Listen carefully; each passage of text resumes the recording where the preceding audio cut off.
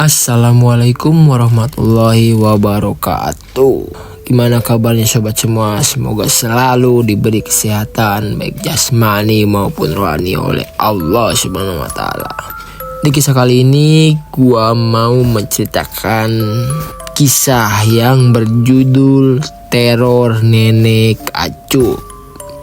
Hidup dan matinya meresahkan warga. Cerita ini diangkat dari kisah nyata. Oke, langsung aja, nggak usah lama-lama, kita ke teror. Kakek Bayan. Berladang merupakan pekerjaan utama masyarakat suku Dayak pedalaman. Karena dengan berladang, para petani tak perlu membeli beras. Tak seorang pun yang mau melewatkan musim berladang begitu saja. Meski ada pekerjaan lain, misalnya fokus menyadap karet. Begitu pula dengan kakek dan nenek. Kakek memilih lahan yang cukup jauh, berada di kaki bukit, karena tanah di sana subur dan lagi lahan itu sudah beberapa kali digarap untuk berladang dan selalu mendapat hasil panen yang melimpah, mulai dari kakek neneknya serta kedua orang tuanya pernah berladang di lahan tersebut. Itu sebabnya kakek sangat yakin dengan pilihan mengulang berladang di lahan yang sama. Setelah membakar lahan dan hendak menanam padi, dilakukanlah ritual begelak uma. Itu wajib. Istilah modernnya sama saja dengan permisi. Dalam istilah tradisionalnya, begelak uma artinya meminta berkat dengan menyampi dan menyediakan sesajen. Menyampi sama saja dengan memanjatkan doa kepada petara atau Tuhan, meminta supaya tanah tersebut subur dan mendapat hasil panen yang melimpah. Sementara sesajennya untuk memberi makan arwah leluhur. Setelah selesai dengan ritual begelak tadi, barulah mereka menugal. Diikuti ibu-ibu yang membantu di sana menanam benih padi ke dalam lubang tugal.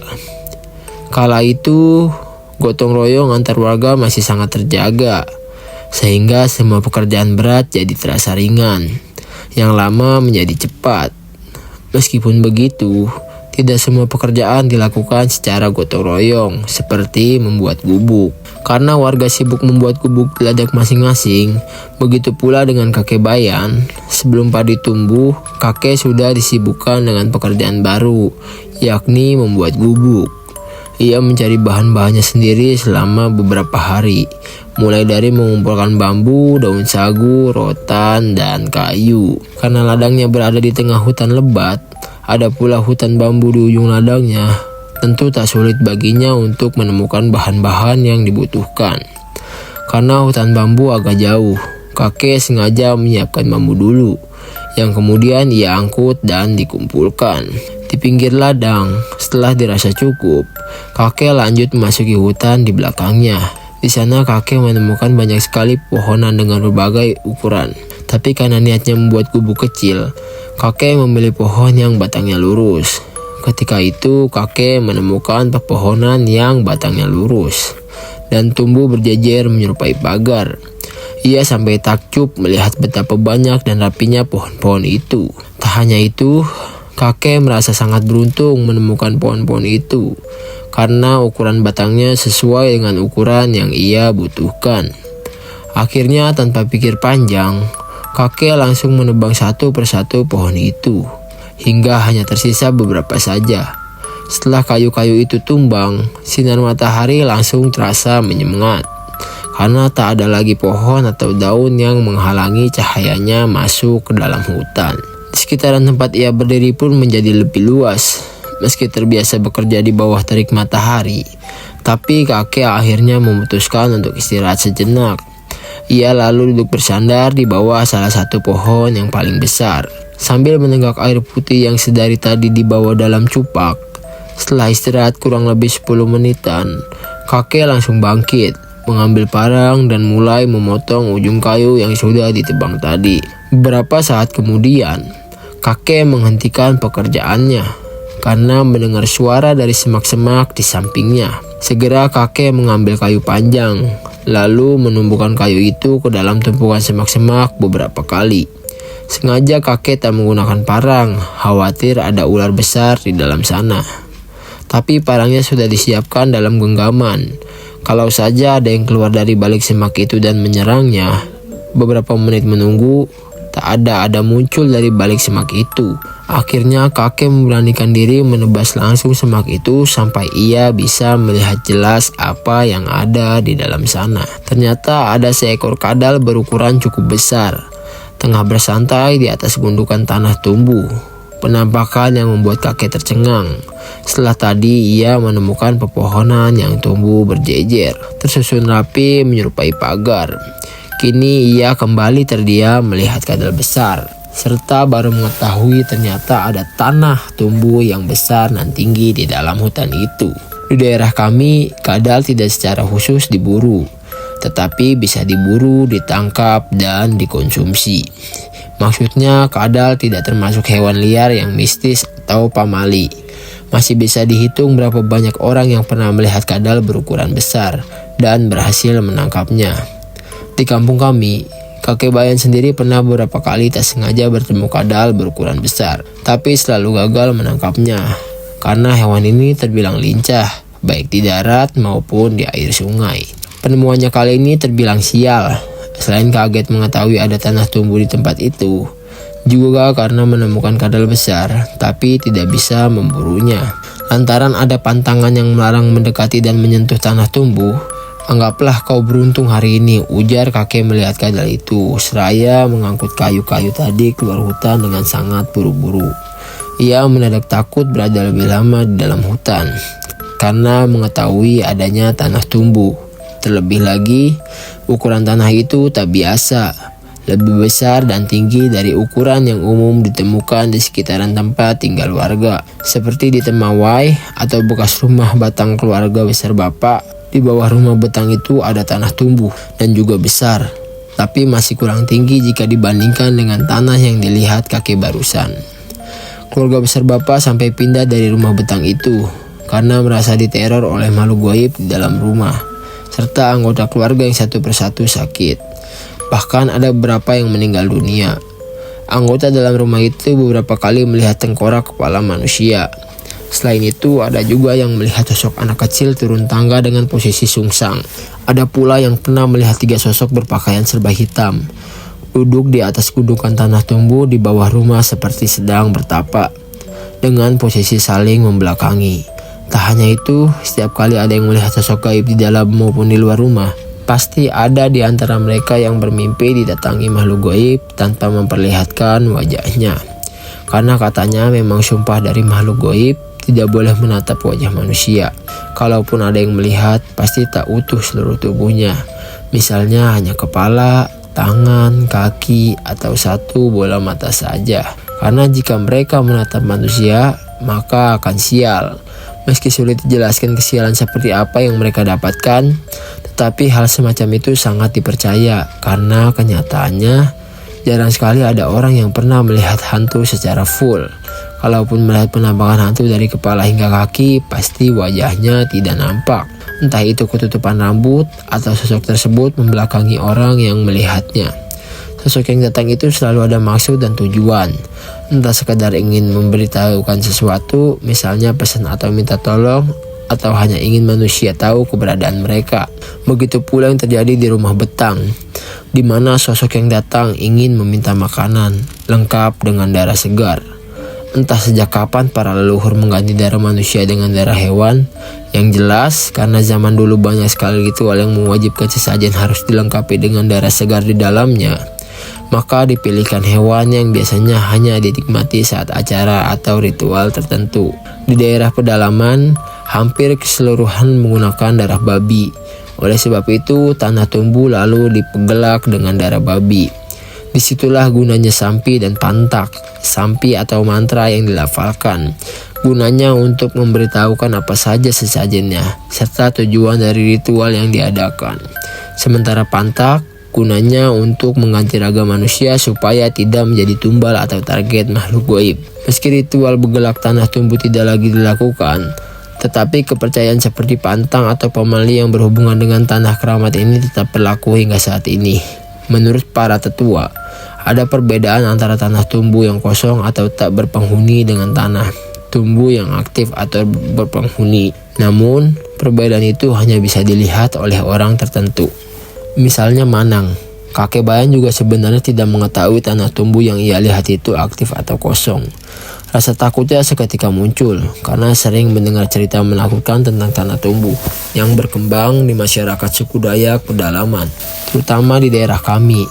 Entah beliau pernah menyaksikan ritual bergelak tanah keramat tersebut di usia mudanya, atau hanya ketakutan karena mengingat kisah horor di balik tanah keramat tersebut. Yang jelas, setelah mengetahui keberadaan tanah tumbuh di hutan itu, kakek tidak pernah lagi memasuki hutan tersebut.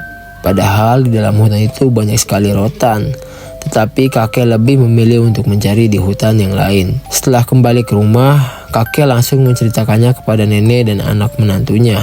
Kenapa bapak tetap membawa kayu-kayu dari hutan itu, padahal sudah tahu ada tanah tumbuh di sana? Apa tidak bahaya? Tanya Bu Hui. Ya nggak hubungannya lah, tanah ya tanah, kayu ya kayu. Lagi pula kayu itu tidak tumbuh di atas tanah tumbuh itu, sahut kakek. Namun nyatanya kayu-kayu itulah akar masalah yang datang padanya. Karena sebelum kayu-kayu itu ditancapkan kakek sebagai tiang gubuknya, kakek terus mimpi buruk didatangi seorang wanita tua.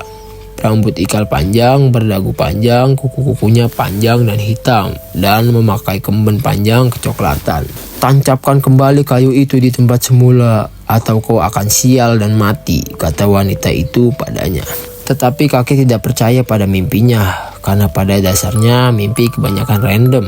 Bisa terjadi karena terlalu lelah bekerja, atau karena sedang memikirkan suatu masalah, sehingga mimpi itu diabaikan begitu saja. Dan kakek tetap melanjutkan gubuknya. Hingga selesai dibangun, sayangnya belum sempat kakek dan nenek merasakan tinggal di gubuk baru yang sudah susah payah ia buat, kakek malah mendadak sakit parah, menjadi buta dan tidak bisa berjalan. Sehari sebelum sakit, untuk ketujuh kalinya kakek bermimpi didatangi wanita berdagu panjang itu di dalam mimpinya. Wanita itu sangat marah, lalu meludahi matanya dan mengikat kedua kaki kakek dengan rambutnya sambil berkata, "Kau akan sial dan mati." Ketika kakek bangun, ia hanya melihat kondisi rumahnya yang gelap gulita, dan ketika ia hendak keluar dari kelambu untuk menyalakan lampu, kakinya terasa sakit, kesemutan, dan tidak dapat digerakkan. Kakek lantas membangunkan nenek. "Apanya yang gelap? Lampu strongking nyala kok, makanya melek. Lihat tuh, cahaya serang itu kok dibilang gelap," kata nenek padanya. "Aku tidak bisa membuka mataku, sakit dan panas," ujar kakek. Nenek tak langsung percaya, dipikirnya kakek malas saja karena masih ngantuk. Nenek lanjut tidur. Akhirnya kakek memaksakan diri untuk bangun. Namun ia tersungkur, kakinya tidak bisa ditarik atau ditekuk. Mendengar suara kakek yang jatuh, barulah nenek kalang kabut membangunkan anak menantunya. Akhirnya kakek dibawa keluar kelambu. Mereka juga membasuh wajah kakek beberapa kali. Ada pula yang memijat kakinya. "Apa yang bapak rasakan?" tanya Jama. "Pijatanmu sangat lemah, tidak berasa sama sekali," ujar kakek. "Bagian mana yang sakit?" "Mata dan kakiku. Aku tidak bisa membuka mata. Rasanya perih dan panas kalau dipaksa melek. Betisku juga terasa panas dan sakit." Kakek memang terlihat sangat lemah. Untuk duduk saja ia harus dibantu, tidak bertenaga untuk sekedar mengangkat bokongnya. "Tadi siang masih baik-baik aja, kok tiba-tiba begini?" ujar Bu Hui bingung. "Aduh Pak, bukankah aku sudah mewanti-wanti kemarin? Kenapa Bapak ngotot menggunakan kayu-kayu itu sih? Kita juga nggak tahu apa yang ada di sana Pak. Inilah susahnya bicara dengan Bapak dan Ibu. Batu," ujar Bu Hui kecewa dengan kebiasaan ayahnya yang selalu menganggap anak-anak tidak tahu apa-apa. Usia berapapun anak, jika berani menegur atau melarang orang tua untuk jangan begini dan begitu, selalu dianggap menggurui dan tidak sopan. Tak hanya terjadi dalam keluarga ini, tapi rata-rata orang tua berpikiran sama, bahwa anak tidak boleh lebih pintar dan lebih berani dari orang tua. Dan akhirnya ketakutan itu pun terjadi. Kakek mendadak buta dan lumpuh. Kala itu belum ada bidan atau puskesmas di kampung seperti sekarang, tapi di kecamatan mungkin sudah ada. Namun jarak antara kampung dan kecamatan sangat jauh. tidak ada kendaraan untuk pergi ke sana. Kemana-mana harus jalan kaki. Jadi tidak mungkin menggendong kakek dengan berjalan kaki ke kecamatan. Kalaupun dipaksakan, bisa sehari penuh di perjalanan, bahkan bisa 2 hari. Karena kondisinya tidak bisa berdiri apalagi jalan. Seperti kebiasaan orang di pedalaman, Paman Buhui lantas menemui bapak, minta tolong tenangkan ayahnya. Berhubung bapak bisa melakukannya, akhirnya dicoba. Memangnya paman sakit apa? Tanya bapak. Bapak harus tahu secara detail asal mula penyebab kakek bisa sampai sakit. Karena itulah yang akan disebutkan dalam sampainya saat tenong. Paman Buhui pun menceritakan dari awal apa yang dikerjakan ayahnya, apa yang dialaminya, dan bagaimana penyakit ayahnya. Tanah tumbuh.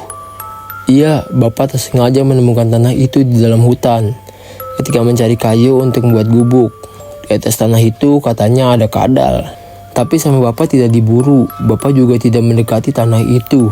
Di situ paman juga menceritakan tentang mimpi kakek, termasuk wanita berdagu panjang itu. Jadi aku minta kau menenongkan bapak. Mau cari tahu apakah semua itu ada hubungannya dengan penyakit bapak atau tidak. Oh baiklah, kita akan tahu setelah tenong nanti. Keesokan harinya bapak pun pergi ke rumah kakek untuk bertenong. Tak banyak yang siapkan untuk ritual tenong ini. Bapak hanya membawa tali dari kulit kayu, pengkalong saja. Sementara benda lain seperti piring, kain, dan juga beras kuning disiapkan Paman Buhui di rumah. Sudah disiapkan, tanya bapak setiba di rumah kakek. Sudah, masuk aja. Bapak langsung menuju dapur, karena di sanalah tenong dilakukan. Karena saat tenong, beras kuning akan ditabur, sebagian digenggam dan sambil melafalkan.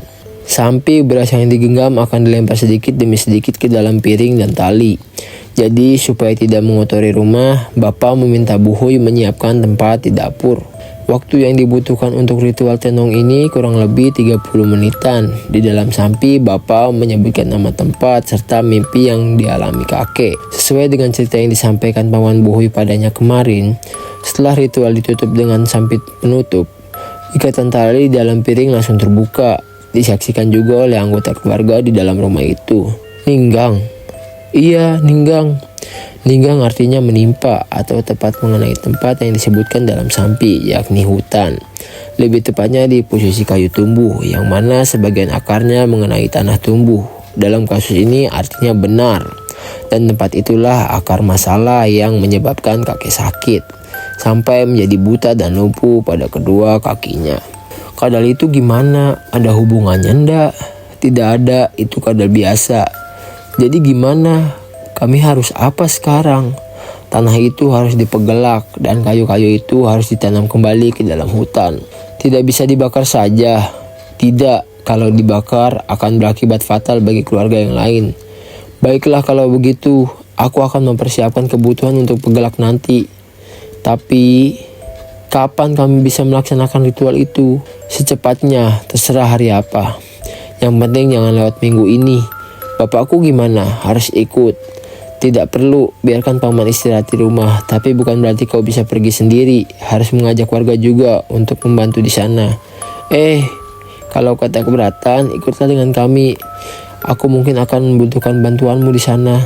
Bisa, kau bicarakan dulu dengan anggota keluargamu di sini. Setelah semuanya setuju, kita bisa langsung mulai. Iya, itu pasti. Sebelum pulang, Bapak izin untuk melihat kondisi kakek Bayan, serta ingin menyampaikan hasil tenongnya tadi. Apa yang kamu lihat? Tanya kakek pada bapak mengenai hasil tenongnya. Maaf paman, dari tenong jadi ternyata paman kena badi. Jadi aku menyarankan Buhui untuk mengajak warga bergelak tanah di sana. Tidak perlu, kau pasti salah. Aku tidak menyentuh tanah itu. Jadi aku rasa tidak ada hubungannya dengan tanah keramat itu. Terserah pada paman saja, aku hanya mengatakan apa yang kulihat dari tenong tadi. Terima kasih sudah repot datang sini karena tugasmu sudah selesai, kau boleh pulang. Oh iya, aku memang mau pulang. Permisi, Hui, aku pulang dulu. Ya, terima kasih sudah membantu, tidak masalah. Setelah bapak pulang, Paman Buhui lantas membahas tentang bergelak tanah kepada ayahnya. Namun ayahnya menolak karena merasa dirinya tidak melakukan kesalahan apapun. Sudah kubilang berkali-kali, aku tidak menyentuh tanah tumbuh itu. Aku hanya melihatnya dari jarak yang tidak terlalu jauh, juga tidak dekat. Tapi yang jelas, aku tidak menyentuhnya, tegasnya pada Buhui. Tapi pak, tanah dan kayu itu saling berhubungan dan akar masalah ada pada tanah itu. Terserah apa katamu, karena aku tidak merasa bersalah dan hutan itu juga masih tanahku. Maka aku berhak menolak. Kalau kau sampai melakukannya, itu sama saja kau ikut menyalahkanku, tidak percaya pada bapakmu sendiri. Pak, untuk apa Bapak peduli tentang benar dan salah? Sementara Bapak tidak dapat menangkis sakit penyakit yang sekarang Bapak rasakan. Jangankan melawan, melihat saja Bapak tidak bisa. Bu, tolong bicara dengan Bapak. Untuk apa bersikeras tentang benar dan salah? Padahal dia sendiri tidak bisa melihat lawannya. Sudahlah Bu Hui, kau jangan menambah beban pikiran bapakmu. Sebaiknya kau pikirkan cara yang lain untuk mengobati bapak. Terserah bapak dan ibu saja, diam dan rasakan sendiri, jangan mengeluh. Selang beberapa hari, bapak konfirmasi lagi dengan Bu Hui bagaimana dengan ritualnya. Kenapa tidak ada kabar tentang itu? Tetapi Paman Bu Hui tak semangat membahas tentang itu. Kau tak sendiri seperti apa kerasnya kedua orang tuaku. Aku sampai lelah sendiri bicara dengan mereka. Tapi Hui, ini bukan perkara kecil. Kau harus lebih tegas. Maksudmu itu kan baik. Untuk kesembuhan Paman, bukan menyalahkannya. Percuma. Sebentar apapun kami, kalau Bapak sudah katakan A, ya tetap A. Ya sudahlah, yang penting aku mengatakan semua yang aku tahu. Lagi pula aku tidak punya hak untuk bicara banyak. Biarkan saja, lihat kondisinya setelah ini bagaimana. Kalau masih tak kunjung membaik, mungkin aku akan mencoba mengundang Manang. Waktu pun berlalu. Tidak ada yang tahu tentang bagaimana keadaan kakek. Paman Bu Hui juga masih terlihat bekerja setiap harinya. Setiap ditanya tentang kondisi kakek, paman maupun anggota keluarga lainnya selalu mengatakan seperti biasa. 3 bulan kemudian, kampung kami kedatangan seorang Manang bernama Manang Marubai yang diundang secara khusus oleh Paman Bu Hui. Ada yang bisa membantuku nanti malam kah? Tanya Manang pada Paman Bu Hui. Membantu apa Paman? Membantu mempersiapkan perlengkapan ritual yang digunakan tengah malam nanti. Oh ada, nanti kuundang ke sini. Paman Bu Hui kemudian mendatangi bapak. Langsung mengatakan maksud kedatangannya. Tapi karena kondisi bapak saat itu kurang sehat, sehingga tidak bisa memenuhi permintaan Paman Bu Hui. Akhirnya Paman Bu Hui menemui kakek Kasim dan ketua adat. Karena selain bapak, keduanya lah yang terbiasa membantu dalam acara atau ritual khusus seperti ritual berlian yang akan dilaksanakan malam nanti. Karena tak ada kesibukan lain, mereka pun tidak keberatan membantu Manang. Malam harinya sekitar pukul 7, keduanya langsung berangkat ke rumah kakek Bayan. Sebelum ritual dimulai, mereka ngobrol santai dulu sambil menyantap teh panas yang dihidangkan tuan rumah. FYI, dulu di daerah kami pernah ada kebun teh dan kopi. Sempat bertahan selama beberapa tahun, namun tanaman tersebut kurang subur. Entah karena tanahnya kurang subur atau salah cara merawat tanamannya. Lama-kelamaan hasil panen tanaman teh maupun kopi makin berkurang.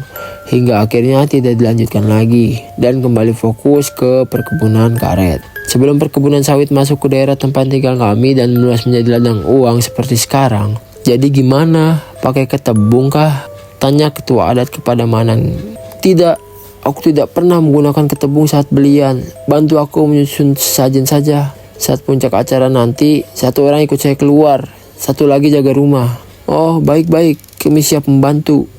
Pada pukul 8 malam saat ritual akan dimulai, tiba-tiba turun hujan lebat. Mereka sempat khawatir ritual bisa saja ditunda.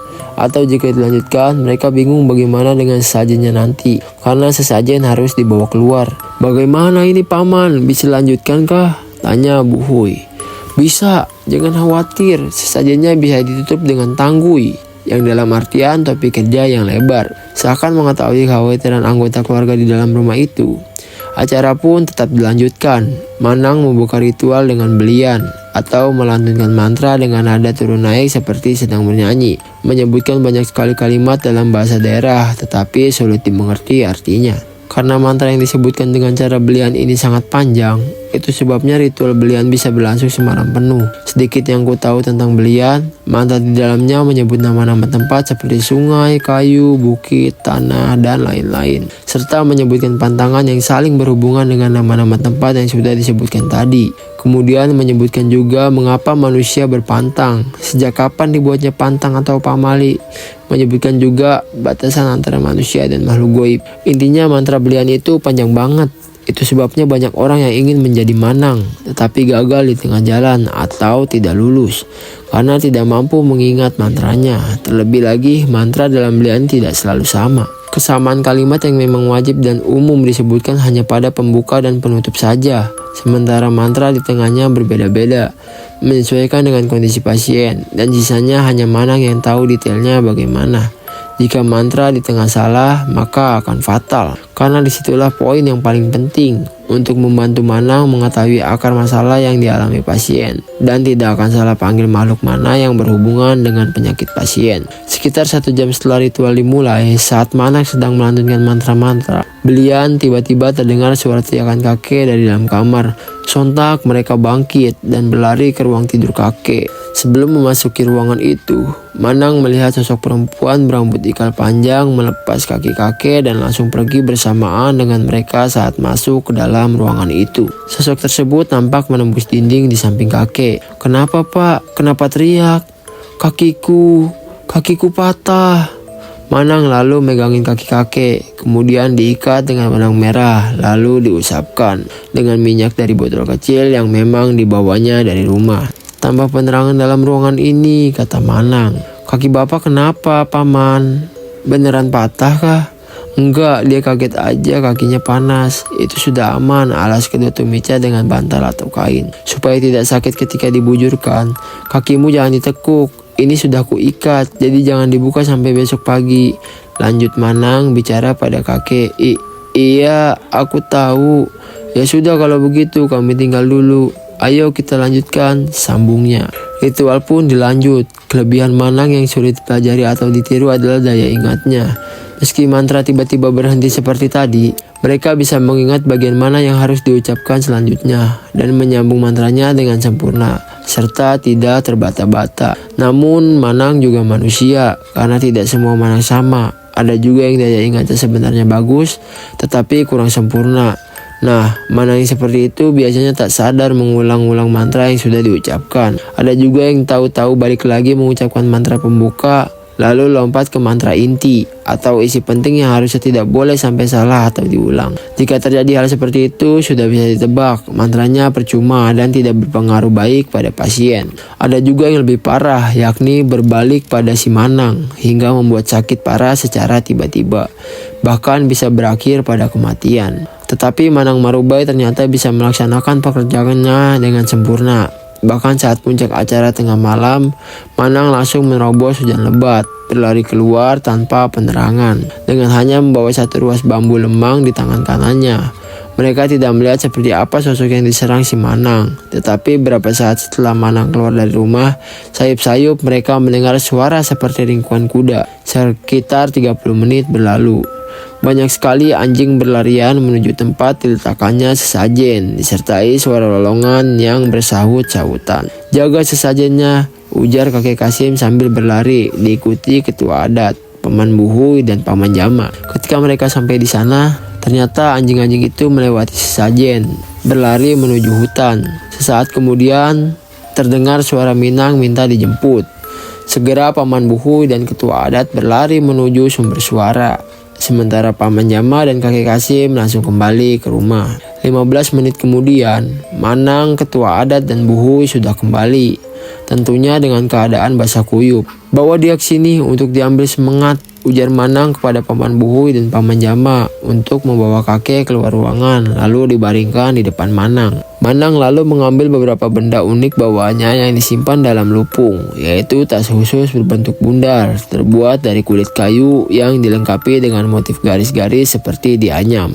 Benda-benda itu berupa batu, taring hewan sebesar telunjuk orang dewasa, akar kayu, dan lain-lain. Diawali dengan memberi stempel dengan darah ayam dan darah babi di kening dengan ibu jari sambil mengucapkan mantra khusus. Kemudian Manang meletakkan batu di atas kening kakek, disertai dengan mengucapkan mantra. Lalu batu itu dipindahkan ke area pusar, dipindahkan lagi ke telapak tangan kiri dan kanan, lalu dibetis, dan terakhir digosokkan di telapak kaki dengan cara ke bawah 3 kali, ke atas 3 kali. Setelah itu hal yang sama diulang lagi, tetapi benda yang digunakan adalah taring hewan. Caranya dengan menggosokkan di kening membentuk tanda X, lanjut di bawah pusar, di telapak tangan kiri dan kanan, di betis, dan di telapak kaki kiri dan kanan. Begitu seterusnya dengan benda unik lainnya. Ada sekitar 30 benda unik yang bentuk dan jenisnya berbeda-beda di dalam lupung si Manang, dan semua benda-benda itu digosokkan di tubuh kakek. Setelah selesai, Manang meminta kakek duduk, kemudian Manang menarik kulit tengkuk kakek sebanyak 7 kali. Setelah itu kakek diberi air putih yang sudah dibacakan mantra oleh Manang. Ambil semangat pun selesai, tetapi ritual masih lanjut. Manang kemudian mengucapkan mantra-mantra untuk memulangkan para arwah yang sudah dipanggil makan selama kurang 30 menit. Mantra itu baru selesai. Dan tibalah di sesi makan bersama, semua yang hadir di sana dipersilakan makan tipan atau makanan yang sebelumnya sudah disiapkan dalam piring. Di dalam piring-piring itu sudah ada nasi, lauk berupa ayam, babi, ada pula lemang yang masing-masing mendapat segepok. Makanan tersebut memang dikhususkan untuk dimakan. Kalau porsi dalam piring itu kurang, boleh nambah. Lauk yang dihidangkan dalam ritual seperti itu dimasak tanpa menggunakan bumbu apapun, hanya diberi garam saja, tapi tidak ada bau amis sama sekali. Memang agak aneh menurutku. Karena biasanya untuk menghilangkan atau mengurangi bau amis daging, pastilah menggunakan bumbu. Tapi untuk ritual seperti ini tidak sama sekali. Setelah sesi makan selesai, ritual pun dilanjutkan. Sekitar 30 menit kemudian, satu persatu dari mereka mengatur posisi tidur. Sementara Manang masih duduk, terus bersenandung dengan nada turun naik. Manang seakan menjadi sosok ibu yang bersenandung malam supaya anaknya dapat tidur dengan lelap. Itulah yang terjadi di sana. Hingga pagi tiba, ketika mereka bangun, Manang belum juga selesai. Jam berapa ini? Tanya ketua adat. Harusnya sih sudah jam 4 atau jam 5. Aidai masih lama, jam 3 lagi. Pantas saja Manang kebanyakan kurus ya. Kurang tidur, ujar ketua adat geleng kepala melihat Manang. Tapi memang begitulah jam kerja Manang. Meski terlihat lebih santai, tapi tak mudah ditiru orang awam. Pada pukul 8 pagi, akhirnya ritual selesai. Ritual sudah selesai, tapi kalian masih punya hutang dengan penjaga tanah keramat itu. Tanah itu harus dipergelak secepatnya, karena kalau tidak akan lebih bahaya untuk kalian semua, terutama bapakmu. Hantu peruan itu sudah jelas mengingatkan nyawa, ujar Manang seraya menyimpan barang-barang atau alat kerjanya ke dalam lopung. Aku hanya bisa mengusir pergi hantu perempuan itu dari rumah ini, tapi aku hanya manusia biasa, tidak bisa menjamin keselamatan kalian semua. Bisa saja hantu itu kembali, bahkan bisa datang lebih dari satu.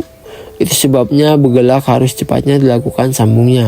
Loh, jadi paman tidak bisa memastikan kesembuhan bapak. Hidup dan mati bapakmu bukan ditentukan olehku. Terlebih lagi kondisi bapakmu sudah sangat parah. Betisnya tak hanya bengkak, tapi dagingnya sudah busuk karena nanah dan darahnya tidak keluar. Makanya kulit luar tampak hitam. Kalau kalian tak percaya, bisa kalian coba dengan menunjukkan jarum di betisnya. Pasti darah hitam akan keluar dan aroma busuk akan tercium. Manang juga menambahkan bahwa apa yang terjadi dengan kakek karena sumpahan hantu perempuan berdagu panjang yang menyerang kakek dalam mimpi malam itu. Hantu perempuan itu sangat marah karena kakek tak menuruti perintahnya, yakni mengembalikan kayu-kayu yang kakek tebang di dalam hutan. Kayu-kayu itu merupakan pagar pembatas antara hutan dan lahan yang boleh dan bebas digarap miliknya, yaitu keluarga besar kakek. Entah sejak kapan ada pagar pembatas yang kemudian tumbuh dalam jumlah banyak di sana, karena kakek sendiri tidak pernah mendengar cerita tentang hutan dari mendiang kedua orang tuanya atau kakek neneknya. Ia hanya tahu lahan yang sangat luas itu milik dan hak mereka, yang seringkali digarap menjadi ladang. Itu sebabnya kakek berani masuk ke dalam hutan, bahkan mengambil sesuatu yang ternyata pamali untuk disentuh. Apa yang dilakukan bisa dikatakan mencuri, karena untuk izin atau meminta sesuatu dari makhluk tak kasat mata harus dilakukan dengan ritual khusus. Disitulah kesalahan yang sebenarnya. Dari belian itu, Manang juga dikasih tahu secara goib tentunya tentang siapa hantu berdagu panjang itu. Ia merupakan penjaga tanah tumbuh yang bertanggung jawab terhadap hutan, termasuk semua tanaman yang tumbuh di dalam hutan, hutan itu. Ibarat karyawan perusahaan, hantu perempuan itu adalah asisten manajer di sana. Jadi jika ada manusia yang dianggap lancang masuk ke dalam hutan, apalagi sampai menebang tanaman yang tumbuh di dalam hutan itu, maka dialah yang akan memberi teguran. Bahkan katanya boleh mengeksekusi manusia tersebut. Sosok tersebut juga mengatakan bahwa ia tak sendiri di sana. Di hutan lain seperti hutan bambu juga ada penjaganya.